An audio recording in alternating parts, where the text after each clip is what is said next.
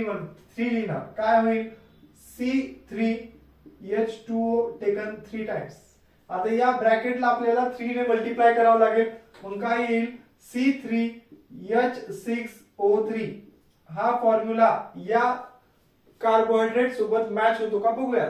3 carbon present आहेत, hydrogen 6 असले पाहिजे. 1 2 3 4 5 6 हायड्रोजन आपल्याला या कार्बोहायड्रेट मध्ये दिसत आहेत, प्लस ऑक्सिजन 3 दिसायला पाहिजेत. 1 2 3 म्हणजे हा जनरल फॉर्म्युला जो आपल्याला इथे दिसत आहे, हा जनरल फॉर्म्युला या कार्बोहायड्रेटला रिप्रेझेंट करतोय.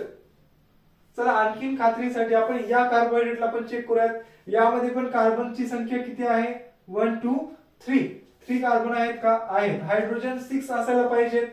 1 2 3 4 5 6 म्हणजे 6 हायड्रोजन पण याच्यामध्ये फिल होत आहेत. ऑक्सिजन 3 आहेत का 1 2 3 म्हणजे हा general formula 3 carbon containing sugar युनिट्सला पूर्णपणे मॅच होतो. म्हणजे आपल्याला जर एखादा मॉलिक्यूल कार्बोहायड्रेट आहे का नाही हे शोधायचं असेल तर आपण या जनरल फॉर्म्युलाचा वापर करू शकतो.